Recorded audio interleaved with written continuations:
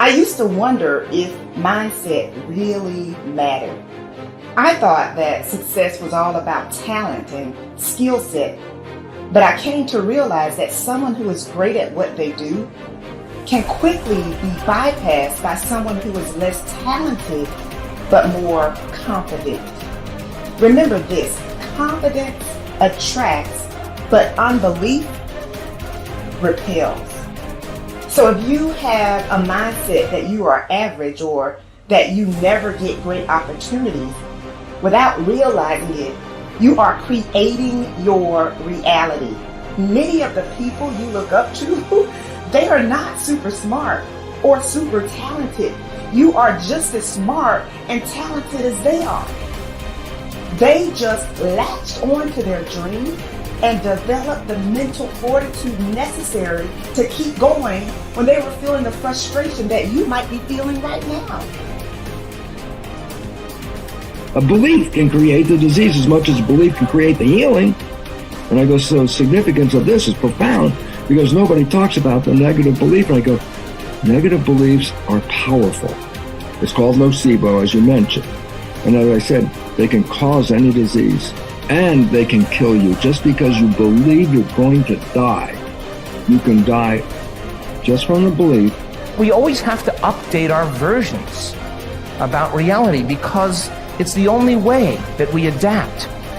Don't believe everything you've read or heard. It just may not be the truth. There's always a greater truth that you and I can begin to investigate.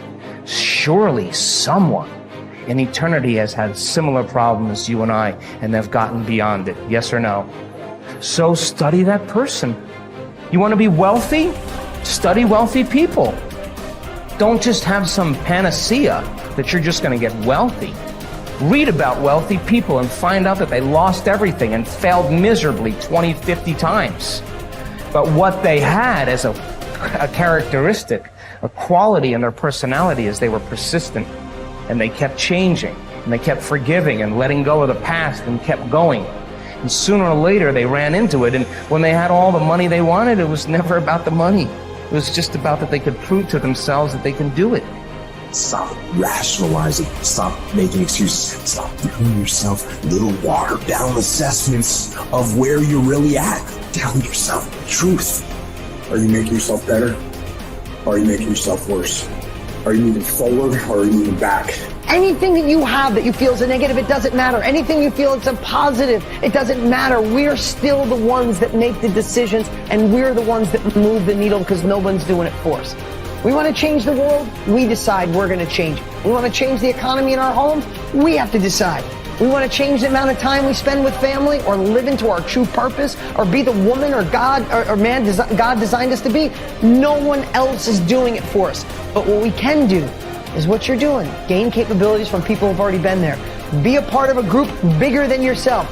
You already got the capabilities. You're already a part of a group bigger than yourself. You're already got the support of this amazing family.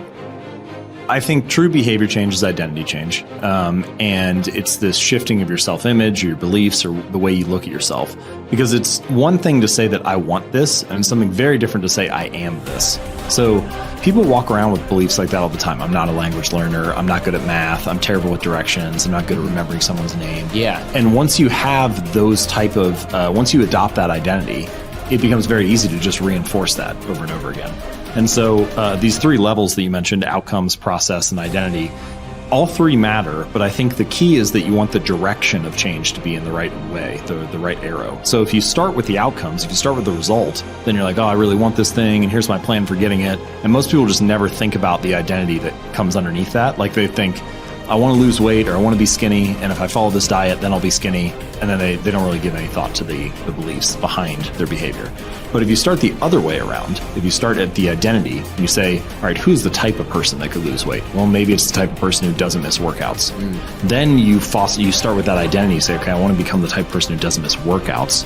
Here are the habits I need to build. And then whatever results come, just come naturally. So most people focus on the results and build a plan and let the identity come naturally, but that rarely works because their beliefs like conflict with your actions. But if you start with the identity and you build the habits to reinforce that, then the results just come on their own. You are quite capable, and I don't even know what you earn, but I do know this. You can turn your annual income into a monthly income. You're very capable of doing that. Now, you may think that I'm exaggerating. You can't exaggerate when you start talking about the potential of a human being. Stop and take a look at the way we communicate today. I remember when I was a kid when I saw the first television set. If anybody had told me at that time it was black and white, it was snow, and somebody would appear on the screen and then they'd go away again. If somebody had said, listen, in your lifetime, you'll be able to put one on your wrist. Self-contained in living color. Somebody can shoot something going on the other side of the world. You can watch the Olympics on your wrist. You'd have thought they were right out of their mind, but all that's going on. In fact, that's nothing today compared to what we're capable of doing. You stick a little camera on our computer and look at the other person and talk to them anywhere in the world. Doesn't even cost you a nickel. Are we moving ahead? I think we're moving ahead at a rapid rate. But I'm going to tell you something. The people that are taking this there are not letting the paradigm stop them. And I don't want you to let the paradigm stop you. I want you to stop and think of where you're going and what you're doing. And when you go to break out of the paradigm, it's because you're using a bigger idea than what you're conditioned to. Now remember I said that conditioning is cause you to feel comfortable? It's only when you go to change the conditioning that you feel the discomfort. And when you get emotionally involved with it, you can be thinking of the change. Until you internalize it, nothing happens. But the second you internalize it, everything goes haywire. Why? You're dealing with the central nervous system. You're messing with the paradigm. You've heard the saying, habits die hard? Well, you put 1,000,000 of them together and see what happens. Yet it's like a wall, and you bounce off that wall, and you'll go back and live in your conformed or, state of bondage and justify why you should stay there. Don't let that happen. Absolutely refuse to let that happen. If you've got an inspiration to move, to quit your job, to start a business, whatever you want to do, step out and do it. I mentioned in another series that God's gift to us was more talent and ability than we'll ever hope to use in our lifetime. And our gift to God is to develop as much of that talent and ability as we can in this lifetime. The future belongs to the risk takers, not the security seekers. Life is perverse in the sense that the more you seek security, the less of it you have. But the more you seek opportunity, the more likely it is that you will achieve the security that you desire. Whenever you feel fear or anxiety, and you need to bolster your courage to persist in the face of obstacles and setbacks, switch your attention to your goals. Create a clear mental picture of the person that you would like to be, performing the way you would like to perform. There is nothing wrong with thoughts of fear as long as you temper them with thoughts of courage and self-reliance. Whatever you dwell upon grows. So be careful. And this brings us to a very important mental principle called the law of accumulation.